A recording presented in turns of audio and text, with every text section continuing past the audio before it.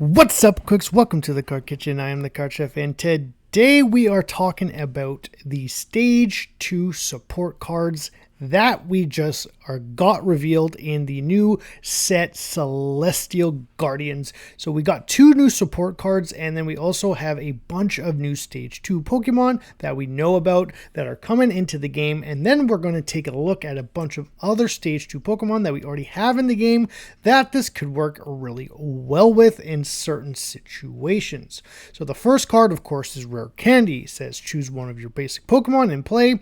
If you have a Stage 2 in your hand that evolves from that Pokemon, put that card on top of the basic Pokemon, skipping Stage 1. You can't use this card during the first turn or on a turn where you just put a basic Pokemon in play. So, of course, if you start the game, you can't just use Rare Candy right away. It's your first turn.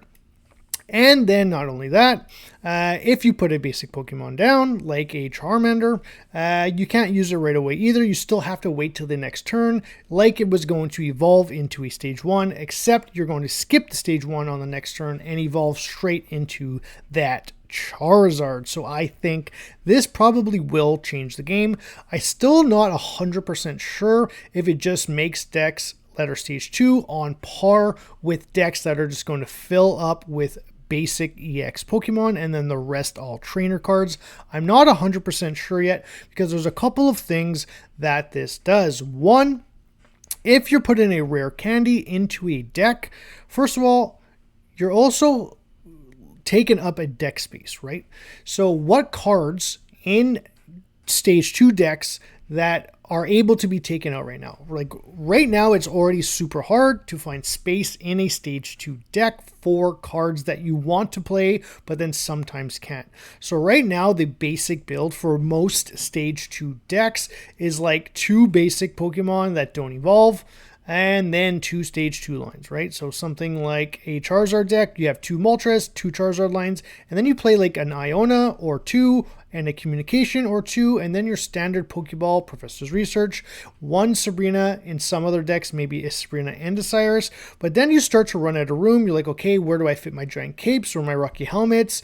Is there a way that, do I need X speeds in this deck? Do I need potions? Do I need this? Do I need that? So right away, like we're already removing things in a deck in order to put Rare Candy in, right?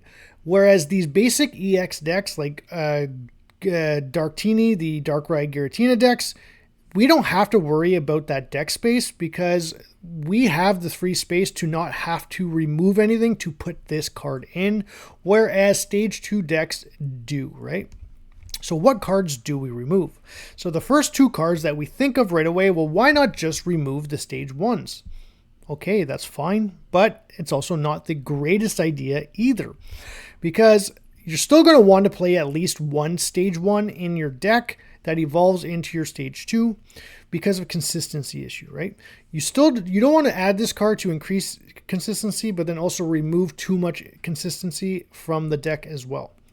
So for instance, if we remove 2 Charmeleon from a Charizard deck, now we've created the issue where now we need to have 2 cards in our hand in order to evolve our Charmander. So before we just needed a Charmeleon and we had 2 copies in the deck. Now we need a Rare Candy and a Charizard in our hand. So that could sometimes be a lot harder because now you need 2 cards in your hand instead of just the 1. So I do think we are still going to be playing at least 1 middle Stage 1 card that evolves into the Meowscarada or the Charizard or whatever it may be with a Rare Candy or 2. But then again, we have to make sure we build the deck to make sure that it's consistent as possible without removing too many important pieces and making sure the pieces that we're keeping in are the best pieces to keep there. And not only that, because we have Rare Candy, we didn't just get Rare Candy. What we actually got as well was Lily. So Lily is a Stage 2 supporter as well. It's a supporter card, and it says heal 60 damage from one of your Stage 2 Pokemon. So right now, if you were to just take 2 Lily and 2 Rare Candy and throw it into a Stage 2 deck, you now have to remove 4 cards, and that is not easy to do. So either one, you don't play Lily at all, or you play it at 1. And if you do play it at 2, which I'm not saying you should or shouldn't, but if you do, remember you have to remove cards from your deck to fit these in. Whereas again, those stage 1 or those basic EX decks like Giratina Darkrai don't have to worry about making space for these cards, considering we don't need them. Not only that, all the other supporter cards that we got or that we saw in Celestial Guardians don't really apply to Darkrai Giratina, so it may very well be that Darkrai Giratina are just still very good. Now, we still going to probably play Mars. In fact, we've already started playing Mars in Darkrai Giratina at 2 copies. I guarantee going forward, if that deck is still the meta deck, it's definitely playing 2 now to make sure that we mess you up as much as possible to not have your Rare Candy and your Charizard or your Masquerado or whatever it may be in your hand at the same time. So we do have to think about those things when thinking about building future decks. Now, the stage 2 Pokemon we're getting, we know we're at least getting 5. We're getting the Solgaleo, the Lunala, and the... okay, I want to pronounce this properly. Solgaleo, right? Solgaleo? I don't know. Solgaleo, Lunala, and then the 3 starter Pokemon are all going to be stage 2 Pokemon. I think Solgaleo EX is going to be the best stage 2 from this set. Whether it's the best stage 2 in the game or not, that will... only time will tell. But just the fact that this card has 180 HP, you can evolve it on your second turn with a rare candy, and also make sure that you have 2 energy on it because it only requires 2 energy to do 120 damage, which is really freaking good. That is kind of... yeah, I think it might actually be one of the best stage 2 Pokemon that we're going to have in the foreseeable future, specifically because its ability, Rise and Road. Once during your turn, if this Pokemon is on your bench, you may switch it with your active Pokemon. So you basically, there's so many ways you can build this, right? Think about Druddigon. You can have Druddigon in the front just sitting there doing passive damage if people decide to attack into it, and then you don't even have to use your Leaf. You can save the Leafs that you have in your deck because you're still going to want to play them probably, at least one. And then when you're finally ready to bring your Solgaleo in, you bring him in with this ability. And then if you ever have to retreat him, you can with a Leaf. And it's not really going to hurt you all that much. You can even do it with the next speed, because what you can do is you can do it with the next speed, you remove 1 energy, but then if you have to bring it in at a future date, it doesn't matter because you only removed 1 energy. This could also sit in front of something like a Kangaskhan.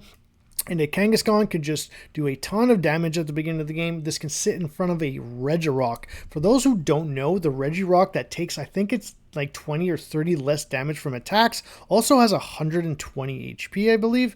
And so it's actually one of the most underrated tanks in the game, but nobody plays it because it has 3 energy for a retreat cost, which means no one's ever going to play that in a deck because it just costs way too much. You need a Leaf and 1 energy on it just to get it out of the front if you don't want it to get knocked out, to bring in your next card that you want to bring in. You can now just play that deck as a super duper strong tank with this card and then use its ability to get into the front. So this card is actually going to be insanely good in my opinion, and I definitely think it will be one of the best stage 2s overall. As for Lunala, I don't think this is going to be all that great. People are going to test it. There might even be a deck where it's just this and Giratinas, and then you just try to maybe manual up 1 and then ramp the other, and then when you finally already have 2 on one of them, then you ramp all the energy. Maybe with Mewtwo EX, I'm not sure. I'm just not sure if the Mewtwo EX Giratina deck needs the extra space in the deck taken up by Lunala lines and rare candies and stuff like that. And then we don't know what the new starter Pokemon are going to do, but what I want to do is I want to get into these cards right here. These are all the best cards in my opinion that I think are going to do very well with rare candy. Now the first one I want to talk about is actually one I absolutely for no reason you should ever play rare candy in this deck or in a deck with Magnezone. Magnezone's only good because of Magneton. And Magneton is the stage 1. And Magneton, once you evolve into it, gets to ramp energy onto itself. So in no way, shape, or form are you ever going to be playing Rare Candy with Magnezone. So if you thought about playing it with your Magnezone, do not. It's not worth it.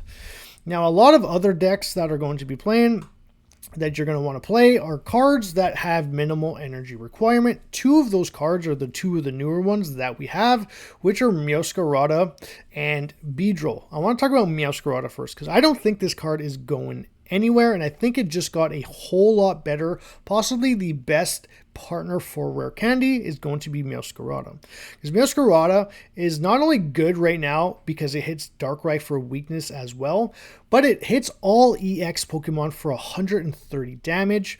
With a red, it does 150. That is super duper good. And it's super duper good because it's mostly hits every breakpoint that you want to hit. You can also play this with Rocky Helmets to get those additional damage, but you can also pair it with things like potentially Greninja in the future, because now we have Rare Candy to be able to ramp into those evolutions as quickly as possible. Now, those are some crazy cooks. I'll get into those maybe a little later, but Meowscarada by far is the best partner for Rare Candy right now from the cards we already have, because it's always going to be meta relevant, because it's always going to be able to hit EX Pokemon for a ton of damage, in my opinion. Now, another card with minimal energy requirement is Beedrill. Beedrill is a stage 2 EX with 170 HP. With a cape, it's 190. It's going to be able to take 1 or 2 shots most often.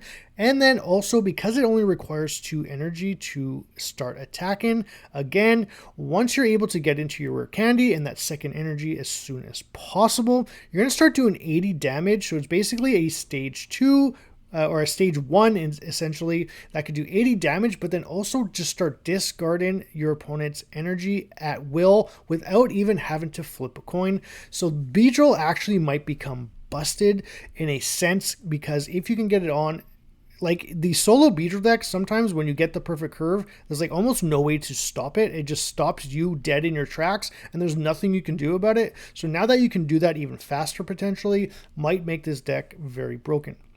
Another energy control card is Porygon Z. This one's not that great, to be completely honest. You never really see it played in the meta. But now that you can evolve into it, like I just made an energy control deck. Go check it out if you feel like it. It's Beedrill and Porygon. It was a couple of videos ago. In the same deck. And I eventually played, I think, 2 Beedrill lines and 1 Porygon line. Now you can potentially play both, because you can remove the stage 1s if you need to and play Rare Candies.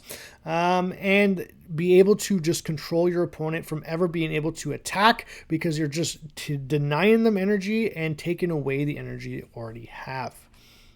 And then there's Staraptor.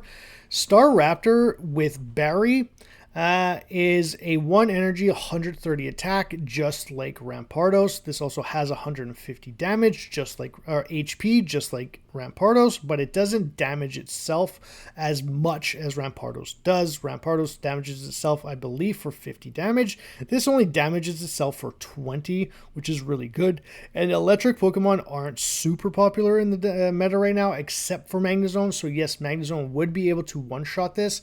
However, if you have a cape on it, it would still not be able to do that.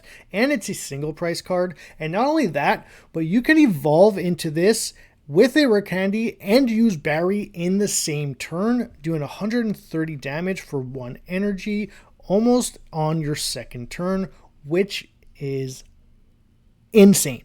Like, think of this, right? You start the game, you go turn 1, you put down your Starly on the active spot. Your opponent goes, doesn't attack it or doesn't knock it out.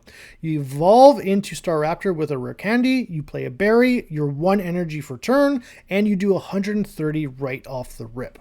That would be absolutely insane, and it also works the same way for Rampardos, but not as well. But I do think Rampardos will still see more play in the future than Staraptor ever will, because you can't start with a fossil in the front in the active at the beginning of the game unless you retreat the Pokemon that you started in the active and then bring out the fossil, and then you can do the same thing I just talked about with Staraptor, but with Rampardos, because it only requires 1 energy.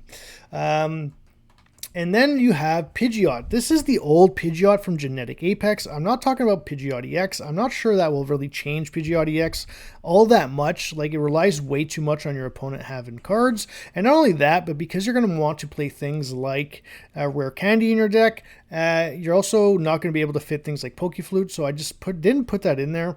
But Pidgeot might actually get a lot more play now, because once during your turn, you may switch one of your opponent's active Pokemon to one of your opponent's Pokemon to the may switch your opponent's active Pokemon to the bench.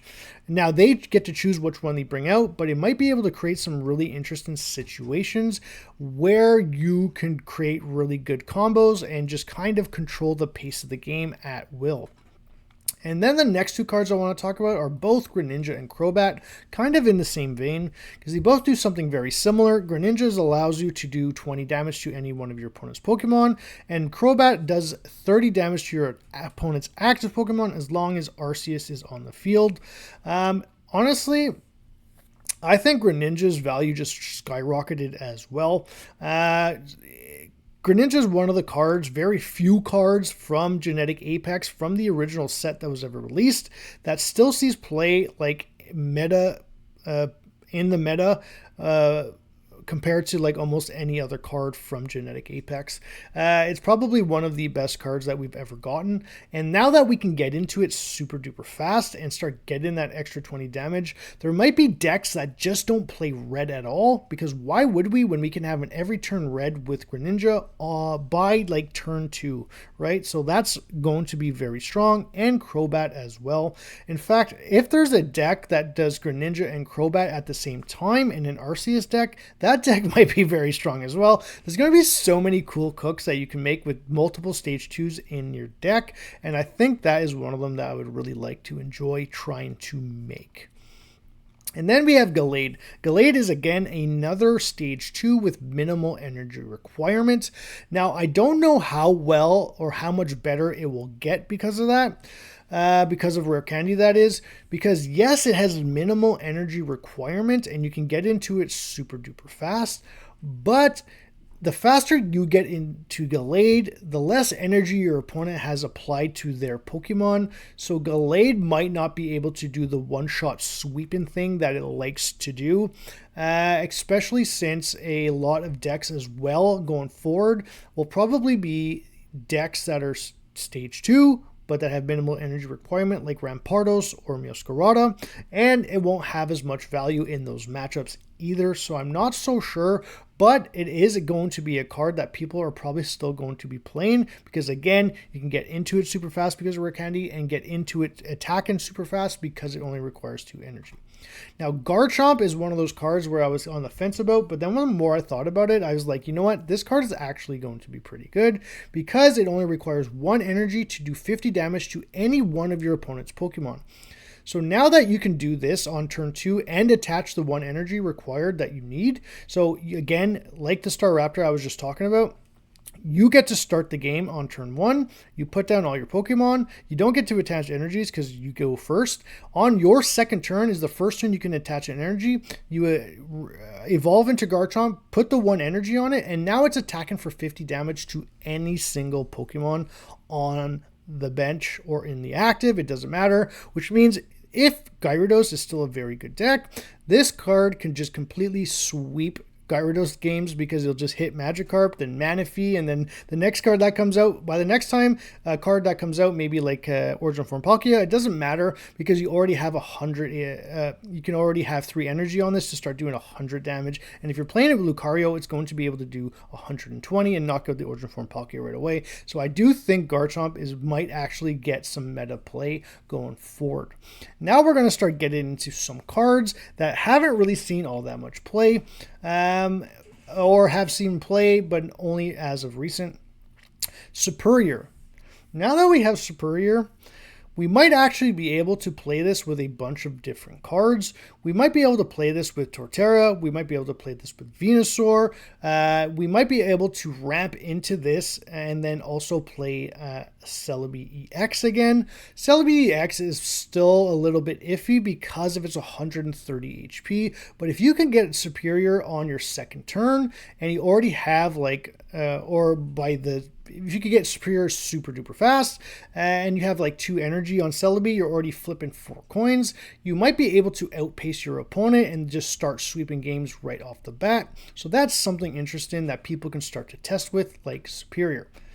And then Butterfree, the only real reason I put Butterfree on here, because there's a lot better options than Butterfree right now. Like Wigglytuff is just a way better Wigglytuff or Shaman, I think, are both better options than Butterfree. But now that we can ramp into it with Rare Candy and also play Venusaur, playing these two in the same deck with things like either Erica or Lily, because Lily does more healing than Erica, we can actually potentially have a very strong deck that always stays alive and never gets knocked out, even if it's not doing one-shot damage. And then Venusaur, just in general, if you were to build a deck with just 2 Venusaur and 2 Bulbasaur, and then fill the deck with things like 2 Rare Candy, 2 Iono, 2 Communications, and then Lilies and Ericas, this card may never, ever, ever, ever get knocked out. The only way it can knock it out is if you have a Charizard. And Charizard is going to be super duper strong too. Charizard being able to do 200 damage. This card has always been a meta player since day one, and I guarantee it will continue to be a meta player. Now, I think there's argument that both Charizards will be good going forward, but I still think this one will be the best one. The one thing about this is if you can get into it quicker, it stops your opponent from being able to do those big Mars plays, which is really relevant. But if this gets Cyrus'd out early enough, or Sabrina'd out early enough, then they might get the tempo on you and being able to knock you out quicker. And not only that, but you still need 5 to 6 energy on this in order to try and sweep games. So I'm not so sure if Rare Candy will absolutely help Charizard. I definitely think it will. But you also have time to get into Charizard, but of course getting into it earlier is always better. And then Blastoise, probably one of the better ones, I think, going forward, because it only requires 3 energy to start doing 100, which means you can do Manaphy. You can do Manaphy once, get an energy on it, bring it into the active on the following turn, and then don an energy onto it, and it has 3 energy now. And can start doing like 100 damage right away with 180 body. This might actually be very strong. It already shows that it's pretty good right now in the last week or so that people have been playing it. So I think it might be pretty good. And then we have Infernape. This is one of those cards where if you're able to do 140 damage quicker than you're already able to do it with the older versions of Infernape, then this card might actually finally have like a meta spot. Like, I don't think it's ever really been considered a meta deck, but the fact that you can evolve into it and then maybe have already Moltres a couple of energy out, and then just attack 2-3 turns in a row with your Infernape because you're just able to do those types of things, then you might actually be able to sweep games with your Infernape. So it's going to be very interesting to see how Infernape does going forward. Now, one of the sleepers, I think, is going to be Tyranitar. I think this card is super strong. If you have an Arceus or Arceus EX on the field, this does 130 damage plus 30 more, so 160. If you also play this with Lucario, it does 180 damage. And then if you use a red, you're doing 200 damage. And then if there's 2 Lucario, 220 damage, right?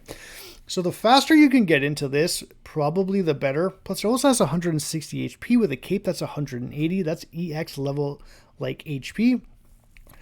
The thing with this is you can't ramp energy. So yes, you may be able to get into it quicker, but you can't get into its energy and attack quicker, if you know what I mean. So I'm not so sure, but this card has always been a lot stronger than I think people give it credit for. Like, I remember when I first built this deck with Arceus and I forget who else, like, I had like a 7 or 8 game win streak. Like, it was kind of insane. Like, it's Charizard level damage and it did like a crazy amount. So pretty good. And then Bastiodon.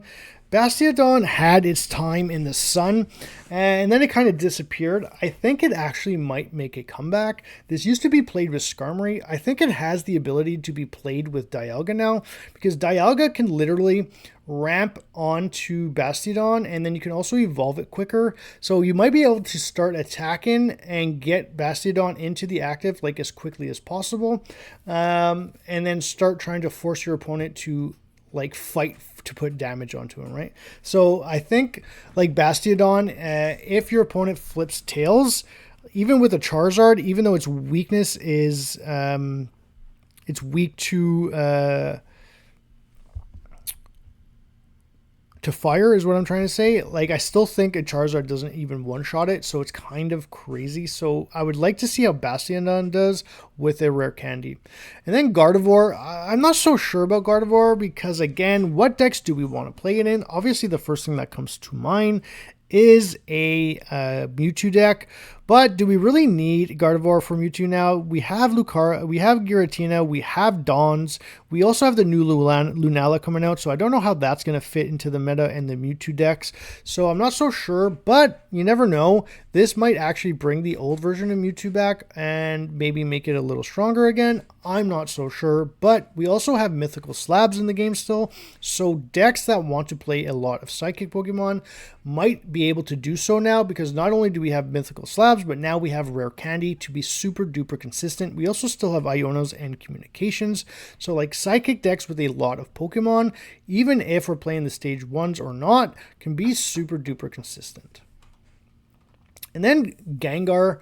I think Gengar will finally be good. It might not be great, but I think it'll finally be good, to be honest. Like, it's always one of those for fun decks. I think it'll be that past that point of just for fun, and might be a little bit competitive, because if you can get a Gengar on the first turn you're able to evolve, and then get it into the active, like, it might actually completely stop your opponent from ever being able to play supporters.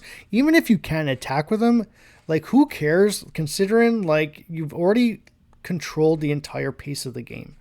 Like, I have already been trying to build Gengar and Aerodactyl, which I know sounds very weird, but if by turn 2 you can evolve into Gengar and Aerodactyl, stopping your opponent from being able to evolve and playing supporters, like, you're going to be able to control the game like super duper crazy amount.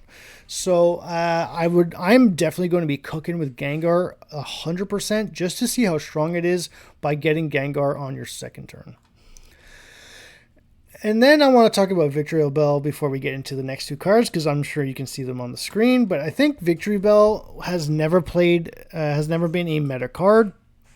Even though it has an ability that allows you to gust any card you want, any basic card you want for free, you get to choose the card. So very similar to Sabrina, Cyrus, and stuff like that. But you get to choose the Pokemon that you bring into the front, as long as it is a basic. I think now that you can ramp into this, there might be a chance for this card to be very good, especially with why can I never pronounce this guy's name? Where is he? Nope. Yeah, especially with Solgaleo, because once during your turn, if this Pokemon is on your bench, you may switch it with your active Pokemon. So if you have Victory Bell out into the front already, you force out one of their basic Pokemon, and then you bring in this Solgaleo and then just knock it out. The next turn, you leaf out your Solgaleo and bring in your Victory Bell again, gust another basic Pokemon out, and then bring Solgaleo out again with its ability. And then you just do that 2 times, 3 times in a row because you have Leafs and X-Speeds. Like, that's pretty freaking cool, man. Like, that's, like, super duper strong. Like, what the heck? That's going to be very, very, very, very, very strong combo. Now, is it a viable combo? Because, again, I'm not saying that, I'm not even sure Red Candy is going to absolutely make Stage 2 decks the top tier. It's definitely going to make them better. And I definitely have no idea if playing 2 Stage 2s in the same deck will be viable just because of Rare Candy, because we always have to remember we still only have 20 spots in the deck. And now the big guys. This is what I'm so excited about. Nidoqueen and Nidoking. Nidoqueen, of course, does 80 damage, plus this attack does 50 more damage for each of your benched Nidokings. Wow. So now we can do 180 damage. We were always able to do that, but it was so damn hard. So damn hard. So again, of course, you're going to have to play at least one of each of these stage 1 cards, the Nidorina and Nidorino, in the deck, because you only have 2 rare candy, which means, like, say you'd use a rare candy on one Nidoqueen and one Nidoking. You now have no more rare candies to get into that second Nidoking, so you still do need to play those stage 1s. But now we might be able to just increase the consistency, and not only that, but you might be able to, like, get into all 4 Pokemon around the same turn, right? Because now you can ramp into 2 and evolve naturally into 2. So now your Nidoqueen might be able to do 180 damage a lot quicker. Now again, I still don't think it's going to be a meta, but I do think this deck is finally going to be somewhere in that range of finally better and able to be playable. And not only that, but these are genetic Apex cards, so anyone that's been around for a while or who started to open genetic Apex packs because they wanted to maybe play the Charizard deck because it's the easiest deck to kind of build from the beginning, especially like for new players, they should probably be opening things like Charizard packs to get Charizard and Moltres, and then also just fill the rest of the deck with whatever they can. They may have been able to get those Nidokings, Nidoqueens. I don't remember which pack this is in, but whatever, it doesn't really matter. But I'm so excited for these 2 cards to be played with rare candy, and not only that, but obviously Gengar, I think, as well. I think Solgaleo is going to be probably the best card in this set, if not the best stage 2 going forward. I think Meowscarada isn't going anywhere. I think it's going to be absolutely stronger now. And don't forget, do not play rare candy with Magnezone because you need the Magneton to make Magnezone good. Anyways, with that being said, thank you so much for tuning in. Like, subscribe, and share. Leave a comment in the comment section below, and join my Discord and my Twitter. And as always, keep cooking.